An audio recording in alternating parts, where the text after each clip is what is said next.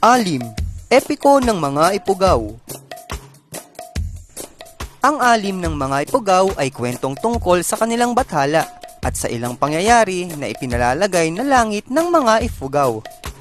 Ang mga ipugaw ay nakatira sa bulubunduking bahagi ng bansa, sa taas ng Central Cordillera sa Hilagang Luzon at binubuhay ng tubig ng Ilog Magat. Sila ay masipag, matatag at tapat sa kanilang pinagmulan. Mayaman sila sa kultura at paniniwala na hanggang sa ngayon. Ang mga relihiyosong paniniwala ng mga ipugaw ay naipakikita sa mitolohiya nila kung saan may mga Diyos at Diyosa na kaugnay na higit sa karaniwang tao, kanilang mga ninuno at mga puwersa ng kalikasan.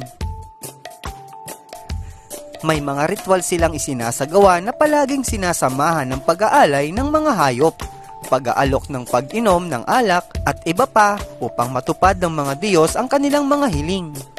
Ang kultura at tradisyon ng mga ipugaw ay nakasalig sa kanilang araw-araw na pamumuhay at nakatuon sa kanilang ikinabubuhay sa pagtatanim ng palay. Ito ang mga tauhan sa epiko. Wigan, ang lalaking napadpad sa bundok Amuyaw. Bugan, ang babaeng napadpad sa bundok Kalawitan. Makanungan, matandang bathala ng mga ipugaw. Siyam na anak, 4 na babae at 5 lalaki. Igon, bunso sa 5 magkakapatid na lalaki. Halina at basahin na natin ang epiko ng mga ipugaw. Alim, noong unang panahon, patag ang lupa, maliban sa 2 bundok, ang bundok Kalawitan sa kanluran at bundok Amuyaw sa silangan.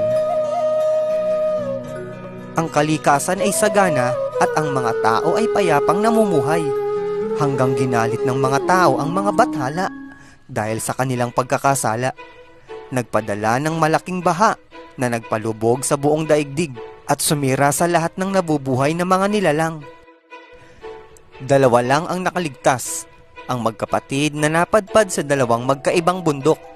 Sa kabundukan ng Amuyaw napadpad ang lalaking si Wigan.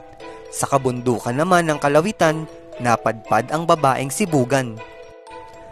Nang humupa ang baha, nagtagpo ang 2 magkapatid. Isang araw, nakadama si Bugan na may buhay na supling sa kanyang sinapupunan. Siya ay nagimbal sa kanyang natuklasan at nagtangkang magpakamatay dahil sa kahihiyan. Mula sa kalangitan ay biglang nagpakita ang bathalang si Makanungan. Pinigil niya si Bugan dahil ganap niyang nauunawaan ang kalagayan ng babae.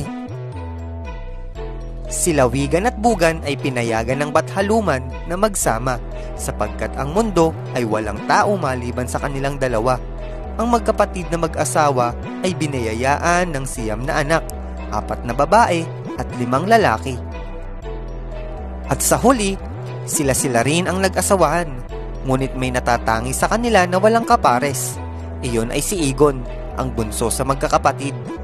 Isang araw, dumating ang panahon ng tagsalat na hindi inaasahan at hindi gusto ng lahat.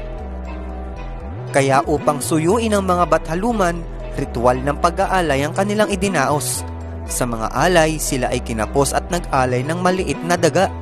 Sa kabila ng lahat, wala pa ring tugon ang bathaluman. Nagkasundo sila na ialay ang kanilang bunsong anak na si Igon.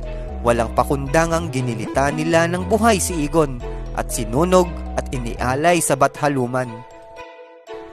Pagkatapos ng pag-aalay ay biglang nagpakita ang bathalang si Makanungan.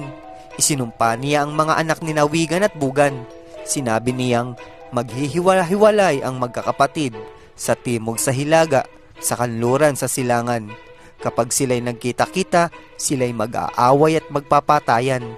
Kaya't iyon ang simula ng digmaan ng mga tribo ng tao sa kabundukan.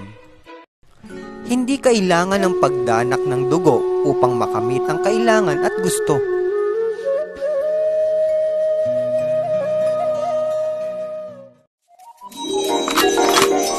Hanggang sa muli, paalam! Oops! Huwag kalimutang mag-subscribe! Salamat!